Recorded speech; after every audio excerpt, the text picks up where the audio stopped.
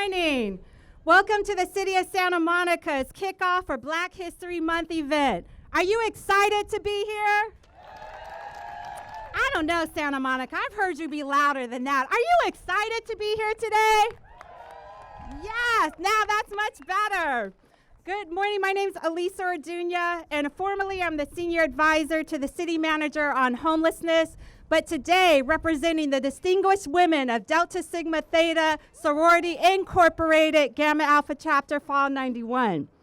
Before we begin, I want to mention that this year marks the 150th anniversary of the passage of the 15th Amendment that granted black men the right to vote.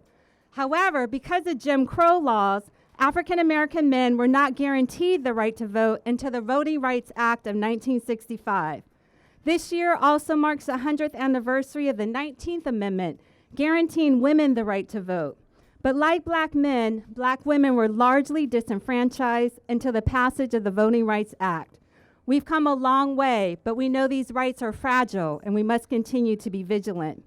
We want to thank you all for joining us today on this special occasion, and would like to take a moment to recognize a few dignitaries. I see our city manager, Rick Cole. I think I saw our fire chief, our police chief, Sylvia from our Women's Commission on the Status of Women, many of our department head managers. I think I saw Karen Ginsburg over there and Patty Wong from the library. And I'm sure there are others that I can't see because I forgot my glasses. So, Great. Oh, where's Councilmember Moreno? There. Oh, in the back. Hey, Councilmember, thank you so much for coming out today. Any other council members here? I don't want to overlook anyone. All right. Well, thank you. In a moment, we're going to sing Lift Every Voice and Sing, also known as the Black National Anthem. The lyrics are printed on the back of your program. Joining us today to lead us in the singing of the Black National Anthem is Miss Vienna Latimer Hayes, the president of Calvary Baptist Church Choir here in Santa Monica. This year, Calvary will celebrate 100 years of providing service to the Santa Monica community. And I could say on the homelessness front, they've been a huge supporter of our initiatives.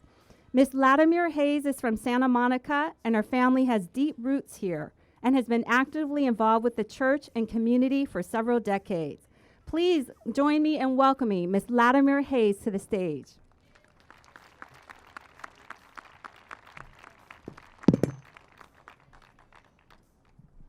Good morning. Can we all stand, please?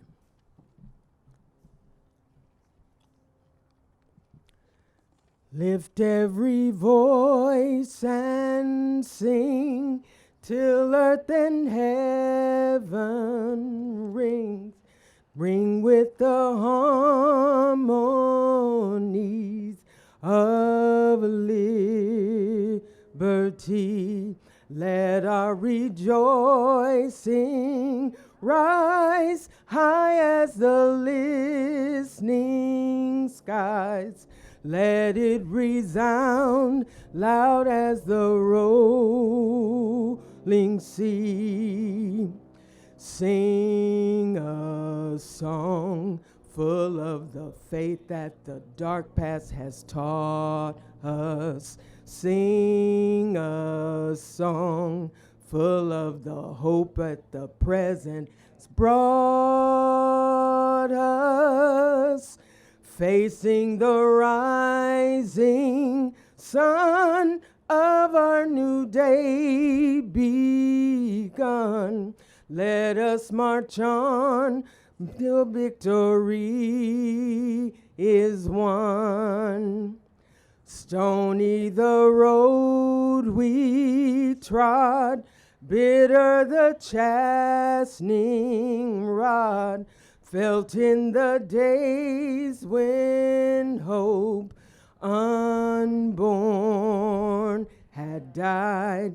Yet with a steady beat have not our weary feet come to the place for which our Father sighed. We have come over a way that with tears have been watered. We have come, treading our path through the blood of the slaughtered, out from the gloomy past, till now we stand at last, where the white gleam of our bright star is cast. God of our weary years, God of our silent tears, thou who hast brought us thus far on the way, thou who hast died by might, let us into the light. Keep us forever in the path, we pray. Lest our feet stray from the places, our God, where we met thee. Lest our hearts, drunk with the wine of the world, we forget thee. Shadowed beneath thy hand, near me forever stand. Trust to our God, true to our native land. Woo, amen. You may be seated.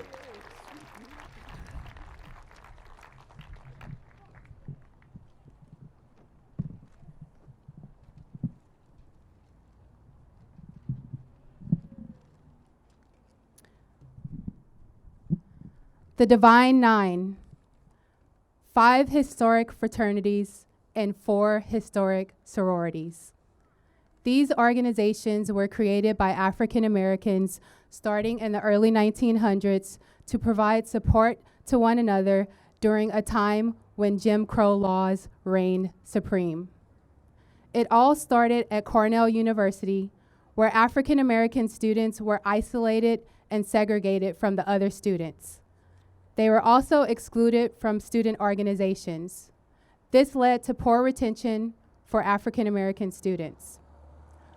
All 6 Black students from the 1904-05 class failed to return to the university the next year. A group of concerned students took notice of this and sprang into action to create a study and support group for African American students. This group later evolved into the first African American college fraternity in the United States, Phi Alpha Fraternity, Inc., founded in 1906 at Cornell University. And then came the other 8. Alpha Kappa Alpha Sorority, Inc., founded in 1908 at Howard University. Kappa Alpha Psi Fraternity, Inc., founded in 1911 at Indiana University. Omega Psi Phi Fraternity, Inc., founded in 1911 at Howard University. Delta Sigma Theta Sorority, Inc., founded in 1913 at Howard University. Phi Beta Sigma Fraternity, Inc., founded in 1914 at Howard University. Zeta Phi Beta Sorority, Inc., founded in 1920 at Howard University. Sigma Gamma Rho Sorority, Inc., founded in 1922 at Butler University. And Iota Phi Theta Fraternity, Inc., founded in 1963 at Morgan State University. These organizations are rooted in community service and share common tenets, including scholarship, brotherhood, and sisterhood. They provide tutoring, mentoring, and financial support to their members and the community. They are also rooted in political activism. For example, Alpha Phi Alpha Fraternity, Inc. held voter registration drives during a time when African American men were largely being denied voting rights despite the passage of the 15th Amendment in 1870. Also, one of Delta Sigma Theta's first forays into political activism was marching in the Women's Suffrage March. Despite the 19th Amendment being passed in 1920, black women, like black men, were still denied the right to vote during the Jim Crow era. Although they were subjected to oppression and abuse, African Americans were determined to forge a better life for themselves and their community. And Divine Nine members were there to make it happen by breaking barriers and challenging a system of subjugation.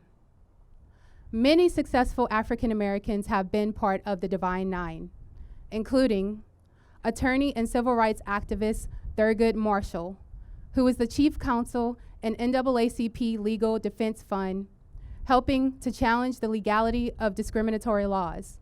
He also later became our nation's first black Supreme Court justice. Athlete and activist Wilma Rudolph, who became the first American woman to win 3 Olympic gold medals. Tennis great Arthur Ashe, who was the first African American tennis player to achieve a world ranking. Policeman, lawyer, and politician Tom Bradley, who became the first African American mayor of Los Angeles. Activist, anthropologist, folklorist, and celebrated writer Zora Neale Hurston. Historian Dr. Carter G. Woodson, who created Negro History Week, which later evolved into Black History Month. Acclaimed singer Marian Anderson, who is considered the greatest contralto of the 20th century. She became the first black singer to perform at the White House, and she made history when she performed at the Lincoln Memorial. She was later appointed by President Eisenhower as delegate to the United Nations Committee on Human Rights, and she again made history by singing at President Kennedy's inauguration. James Weldon Johnson, an educator, lawyer, activist, and poet who wrote Lift Every Voice and Sing, the song that we just sang a few moments ago. Actress Hattie McDaniel, who became the first African American to win an Oscar for her role in Gone with the Wind, and the first black woman to sing on the radio in the US. And civil rights activist and Reverend Dr. Martin Luther King Jr., whose Phi Alpha brothers worked behind the scenes to support the civil rights movement. So today, let's take this moment to celebrate the Divine Nine visionaries who banded together to build a support system to improve the plight of their community. Thank you.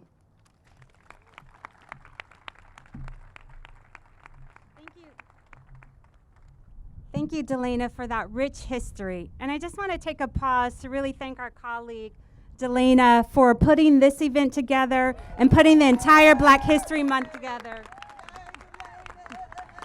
This was a vision she had probably about a year ago. And you know how in Santa Monica we like to talk about things, but it really takes a true leader to work through and manifest that vision into reality. And thank you for today, because you're reminding all of us of this important legacy that I think too often we take for granted. So really, we salute you. Thank you. And just want to quickly say that while we understand the rich history, the legacy continues today.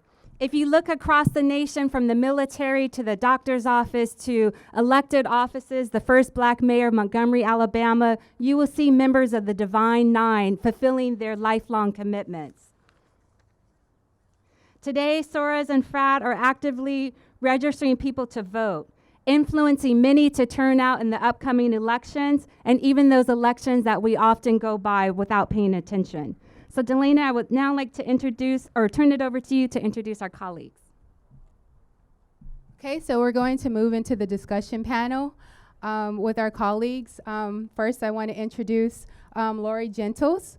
She is the inaugural and first African-American Human Resources Director and Chief People Officer for the City of Santa Monica. Progress. Lori is tasked with engaging the city's diverse workforce and helping to shape an energized team equipped to deliver 21st century government services. She has over 20 years of experience in strategic organizational transformation and employee empowerment. She is a member of Delta Sigma Theta Sorority, Inc. Captain Derek Jacob is a 24-year law enforcement veteran who has been with the city of Santa Monica for the past 15 years. Prior to working in Santa Monica, he worked for the California State University Police Department at Cal State Northridge and the Los Angeles County Sheriff's Department. He is a member of the Phi Beta Sigma Fraternity, Inc. And we have Cheryl Shavers, who works in the city of Santa Monica's mobility division, and she's responsible for administration of the taxi franchise program, the pedicab program, and the residential preferential parking program. She began her career with the city of Santa Monica's Housing Authority in 1999. Cheryl is a member of Zeta Phi Beta Sorority, Inc., Los Angeles chapter Alpha Psi Zeta.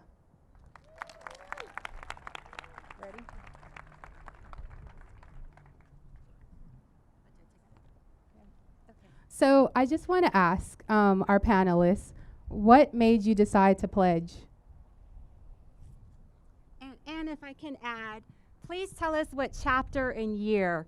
And that's important because if you're a member of the Divine Nine, when you meet someone for the first time, you always ask what their chapter is and their year. It's kind of a African cultural tradition of hierarchy, so you always want to give respect to your elders. So that's why we always say, I'm from this chapter, and it's the chapters you could tell. If it's Alpha chapter, that was the very first chapter ever established in the country, and then you could go on. I'm Gamma Alpha, so we were a little bit down the line. So that's why it's a little cold talk, like, what chapter? Are you older than me? Are you younger than me? So please tell us. I guess I'll start. Summer 92, Kappa Alpha chapter, Cal State Northridge. The reason I pledged, it was the last conversation I had with my grandmother, who was a Delta, who pledged at Prairie View, Texas. Before she had a stroke in 1990, our last conversation is that I should probably go out and look at some of the organizations. And so I made it my promise. It was the last promise I made to my grandmother. It was emotional. So then I went out, looked. We had 4 of the fraternities on our university, and I found that the Sigma men best suited my needs and where I fit. So that's why I pledged Phi Beta Sigma. So one of the reasons I decided to pledge, several reasons. I come from a very large family. I'm the 7th child of 8. I'm the only one in my family that went on to get an undergraduate degree and an advanced degree. And so I didn't really have context or knowledge about college or college life whatsoever. But my family, although they did not go to college, they encouraged me to get involved with everything that I possibly could when I did go to college, because they wanted me to really have a better life and participate and contribute to society in a greater way. And so that's really, I followed the advice of one of my sisters. She said, go on campus, get involved with everything that you can. And when I was on campus my freshman year, I was really young. I was barely 17 years old. And the Deltas reached out to me, basically. They recruited me. And as I listened to their mission and their goals and the things that they do in the community, not just nationwide, but really kind of globally, that's what attracted me to the Deltas. One of the things that they told me is that we are each other's keeper. And that really resonated with me because it aligned with the values that I have now, in that we are responsible for the care and welfare of each other. And I think that the Deltas really do demonstrate that in their activism and their community service and all of the other things that they do. Hi, I'm Cheryl Shavers, and I pledged spring of 1982, New Lambda chapter at UCLA. My first friends at UCLA, I met in the freshman summer program, and they went on to become the charter members of the New Lambda chapter at UCLA. It was chartered in January of 1982. Well, I missed out on being a charter member. I should have been a charter member, but I struggled academically. After my first quarter, I was on academic probation, so you know what that means, less than 2.0. After my second quarter, I was subject to dismissal, so repeat fall quarter. So I really wanted to be a Zeta, number one, and I could not embarrass my family by getting kicked out of UCLA. So I had to get my act together, and being in the sorority and the sisterhood helped me. I was a commuter student, so I would go to class and I'd get on the bus and I would go home. If I bumped into my friends, I bumped into them. But once I became a Zeta, that helped me connect to the school, helped me connect to the resources at school, and we studied together, and I really felt like I was a part of the campus. So Zeta was first and foremost. That's all I really knew at UCLA. So talk to us a little bit about the most valuable life lesson you gained from being part of your organization. You want? Okay. Okay, so for me, I'd have to say the sisterhood and scholarship. I have one biological sister, and I love her dearly, but our lifestyles are very different. I have found more connectedness with my sorority sisters. The charter members at UCLA are my dearest friends, and we travel every other year. We've been doing that since 2006. Some of us live here in Los Angeles, but we live all over the country. But every other year we do connect and meet up and we travel. So that, the sisterhood, and even now in the graduate chapter, we have over 100 members in our Los Angeles graduate chapter. And I'm involved on several committees with different sisters, and we work well together.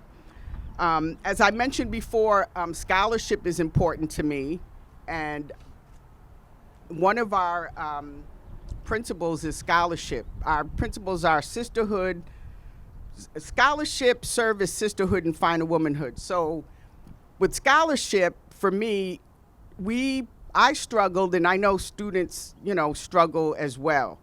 Other students struggle as well. So we go out to the community, into the schools in the Los Angeles area. We help tutor students. We provide scholarships for them. We help them write scholarship applications in high school to get into college. And we hold study sessions as well for the students. So scholarship is very important to me, because without scholarship, there's not a whole lot that you can do, whether or not you go on to college or not. You need to have good grades to get a good job, to complete an application and all that. So that's important, and that's one of the things that I focus on as a member of Zeta Phi Beta Sorority Incorporated. I think for me, one of the greatest life lessons that I learned in being a part of Delta is that you don't have to do it alone. I mean, Shirley talked about sisterhood, and I mentioned that when I started college, I was really young, away from home for the first time in my life, and really did appreciate that I had people to lean on, that I really had a network, a built-in network. And even in my adult life, I don't care where I go in the world. I went to Japan a couple of years ago alone. I went as a solo trip, and once I got there, I was able to connect with my sorority sisters. There's a Delta Sigma Theta sorority in Japan. It's all over the world, so I was able to connect. And so it's an automatic network and sisterhood where you just don't feel alone in the world, and the resources and the knowledge and the information and the love that is shared in the sorority really does just help to encourage and inspire you to greatness and to excellence, which is one of the tenets of the sorority. Man, kind of hard to follow all that, but very similar. In Phi Beta Sigma, we're constitutionally bound to Zeta Phi Beta. We're the only ones, Blue Phi. And what that means is we're accountable to each other, and our tenets are brotherhood, scholarship, and service. So when I joined the fraternity, Phi Beta Sigma was the only group that was were the only group going out doing community service on a monthly basis. We had to go out monthly and do community service.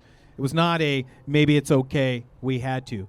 And so that part of me of service is always led me into kind of what I am and who I am. In that, we have the Sigma Beta Club, which are young high school, mentoring young black men as they're on their way up, helping them do college education and learning to see successful black men and to see us in their future.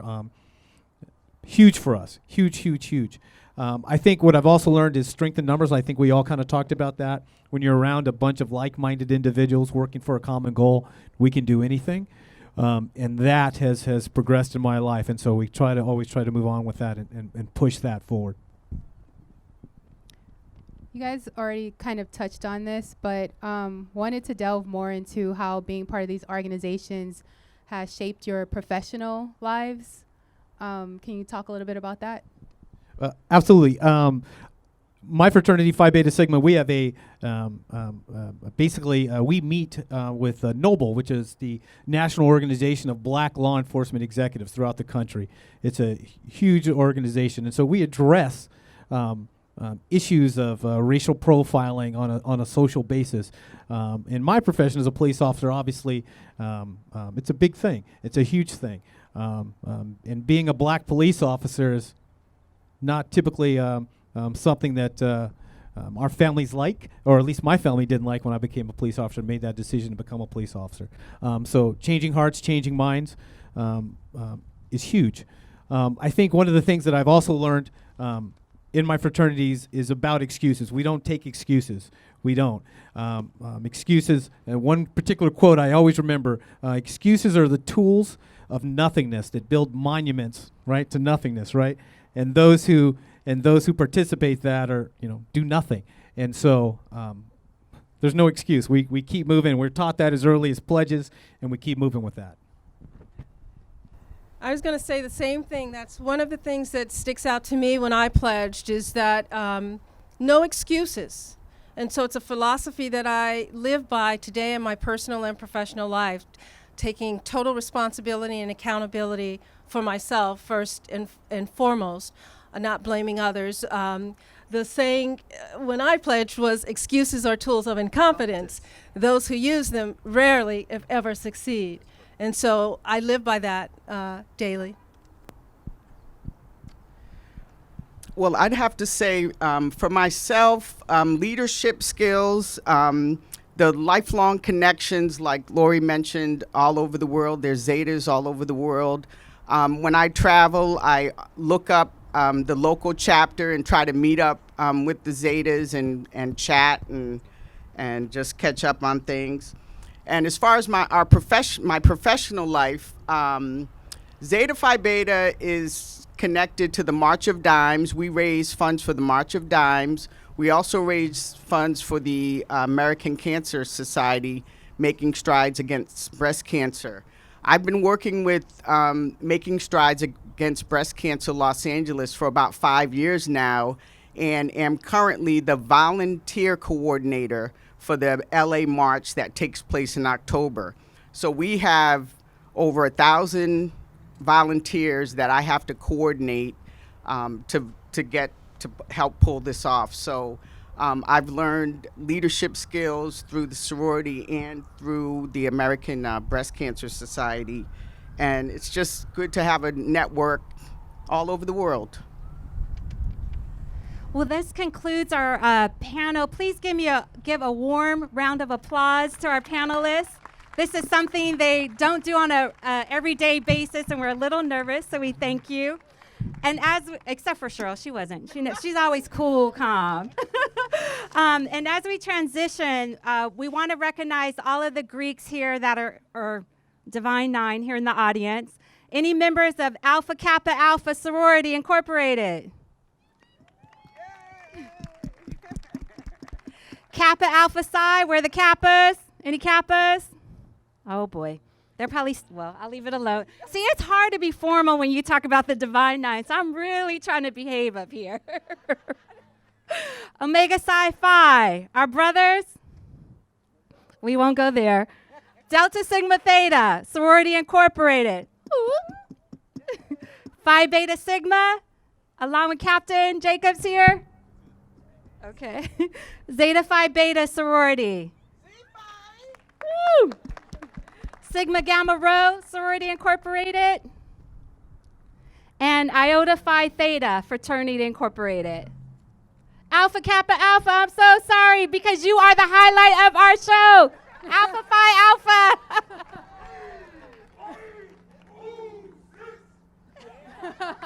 And with that, Delana, let's take it away. So now this is the moment you've all been waiting for. It's going to be the step show. You're going to like it. And after this first group performs, there will be a brief conversation on the history of stepping. So come on up, Alphas. See, there's some alphas in this house, and the train is pulling in. See, the train is pulling in. See, the train is pulling in. See, there's some alphas in this house, and the train is pulling in. Alpha Phi Alpha, black and no gold. The Alpha train is slowly coming. I gotta keep on pushing. The Alpha train is slowly coming. I gotta keep on pushing. 1, 9, 1, 9, 0, 6.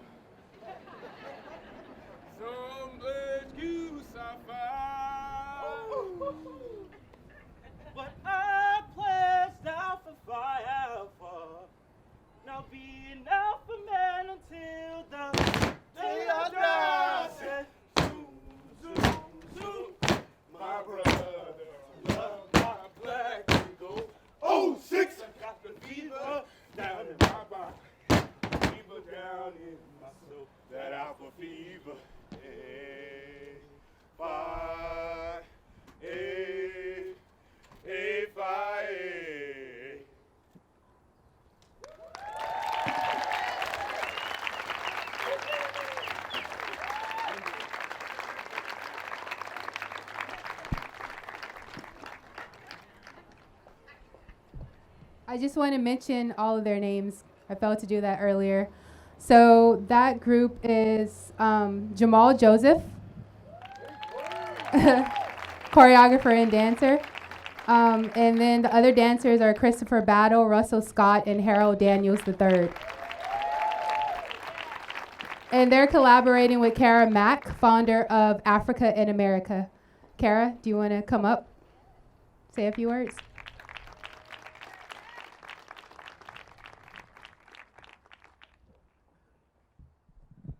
How y'all doing out there this beautiful morning? Okay, stop. That was weak. We are here representing Black culture, and I'm about to go to the origins of why you're seeing what you're seeing on the stage. How are you guys doing this beautiful morning in Santa Monica, California? Thank you. That's so much better.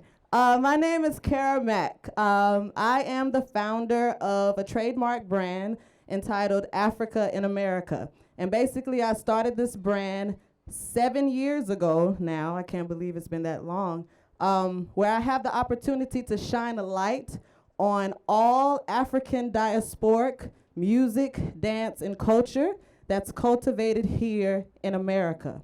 And so what you guys just witnessed is an American art form cultivated by Africans brought here from the continent here to America called steppin'. And I repeat, it is an American art form. And I say this because when you deal with the history and the origins of steppin', a lot of people have had many different conversations as to where does it come from? Like I see gumboot in South Africa, and I see all of these different similarities when I travel to different places. But the one thing that you have to understand when you're dealing with the transatlantic mass slave trade, not saying that there weren't Africans that came here on their own through their own exploration, but when you're talking about the mass slave trade, you're talking about a specific area in the western region of the continent of Africa. Has anyone ever heard of the story The Lion King? Raise your hand. Raise it high. I'm proud. Raise it. Raise it. All right, cool. So that wasn't created by Disney, even though Disney is trying to monopolize everything right now. No, this is a real story of the first king of the Mali Empire. His name was Sunjata Keita. In Manding, you can say Manding, Mandingo, Malinke, Mandinka, all the same thing. In Manding culture, your surname, or as we say here, your last name, is based off of an animal. So when you see the last name Keita, K-E-I-T-A, that means lion. They're a royal lineage. So everyone that came from his era, 1260 AD-ish, after that, we stem from the Mali Empire. All Africans that came from that region stem from that culture. So when you see Manding culture, as I have traveled there plenty of times to study music and dance, you will see movements in ceremonies like Dunumbas. If you're in the Dunumba, a Dunumba is a coming of age ceremony that showcases from the younger men to the older men that they are ready to be men in their village. So a lot of the movements look like strolls. What you will see is strolls and things of that nature on HBCU campuses. And they would basically show footwork. So when you have those Africans traveling here, and then you mix it with military experience, footwork, then you have these young, creative African people here now in America that created this hybrid of the structure and the footwork of West African movement. Also within West African culture, you always start off with a song or a chant or a yell before anything. So when you see, as you saw, for example, him singing, That is what you do always within black culture. It always starts off with a person that is going to sing a song, say a rap, that's where hip hop comes from, or yell. Okay? So you see that. Now, as you have HBCUs that are now on campuses, people are now creating their own fraternities and sororities. This was a way to communicate. This was a way to come closer together. They took what was done where it's no street lights and people are just having fun. They now created this whole thing and whole style and has now taken it over to the world. And now you even have different sororities and fraternities that created their own way of communicating amongst each other that no other fraternity or sorority has a clue about. And that's the beauty of music and dance. Can I get an amen? So that is the true history of how we have stepping now here. It is a direct lineage, so I don't want anybody, both of African descent or not of African descent, to ever think that it's just like, oh, it's just like a mosh-podge of everything. Oh, they're so lost. Oh, they're so, no. Direct lineage to Sunjata Keita, the Lion King, and the people that came from that empire, the Mali Empire in the western region of Africa. The steps and the military precision put together created now what you, and it has evolved over all of these years. So much respect to the art of stepping. Thank you.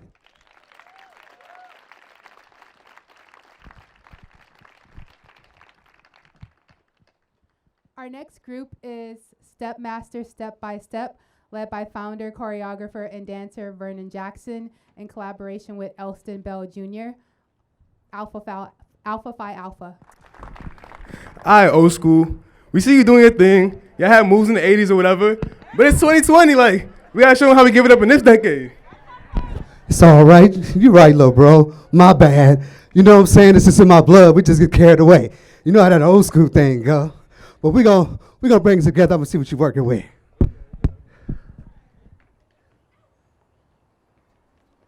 I said 191906.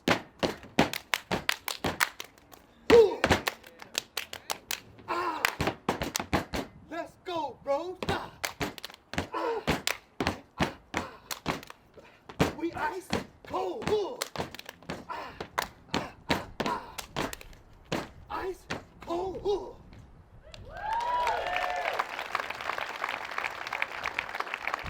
This youngster out here, he got me drinking water. My bad. He out here got me drinking water. Water does a body good, though. You all right, bro. But I'm from the old school, and we should do something like this. So I'm gonna see if you can keep up. Feel me? Let's see what's up. I got you. I said 191906. Well, I'm about to say that out. A-I-A, baby.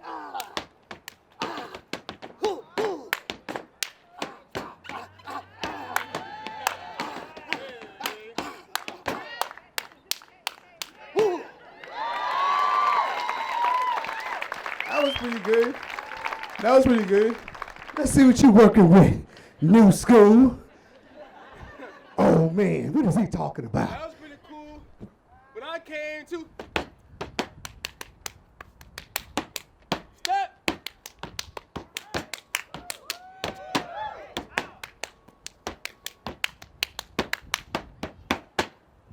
All right, give it up for my little brother.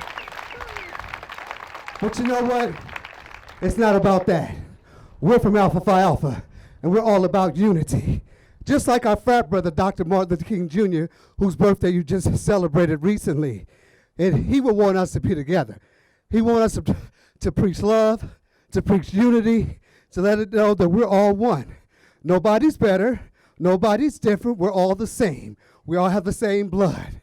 So I want to give you a little history real quick. It's a part of the show. I am Vernon Jackson, a graduate from Cal State Northridge University. Major is Communication Studies. I am the first man in my family to go to college, okay, and I'm proud of that fact. But let me tell you how Steppin we helped Steppin go to mainstream. Back when I pledged, which was 1986, if you wasn't in a fraternity or a sorority back in the day, no one was stepping. You dared not step across the country unless you was in our fraternity or one of the other Greek letter organizations. So we made it our business at Cal State Northridge. I took off school to pursue our career in the entertainment industry in Hollywood. We were discovered by Debbie Allen. We did, I look young, but we did a Fresh Prince of Bel-Air. Debbie put us on a different world. Sister, Sister. I choreographed the movie House Party 2. There's an NAACP Image Awards where all the fraternities and sororities are stepping. I choreographed that as well because that was when, right after Rodney King got beat. And we wanted to send messages because we use stepping as a way of sending messages, unity messages. So it was our first time on television where all the frats and sororities stepped together at the Image Awards. I also choreographed the TV show called Stomp, which was shot way before Dancing with the Stars, and so you think you could dance. 92 through 96 at Orlando, Florida. So now I work with youth because that was why we wanted to step as first so we could teach our history and our message because you have to go to high school and you have to go to college. So that's the message that we send to our youth. You have to go to school in order to be in a fraternity or sorority. You can't pledge a fraternity or sorority if you don't be in a four-year institution. So now all of those shows in the 90s, we had a monopoly in the entertainment industry. Now some of my younger frat brothers are taking over. And when you saw Beyonce's Coachella recently, some of our brothers did that as well, okay? So we're still the first to do it, the best to do it, and we're running the show. Now, DJ, could you please kick that funky beat? My little brother wants to show you a little something, something as we go off. No, not yet, not yet, not yet. Excuse me. We're going to do another unity step. Excuse me. And steppers, attention. Steppers, yes, steppers, yes, steppers, yes, steppers, yes. Left face, right face, about face, about face, move, march, move, go, go, down to left and up to right, like what you time, to the left and to the right, like what you time, the first parade, the first parade, yeah, the first parade up there. Now my little bros don't do it.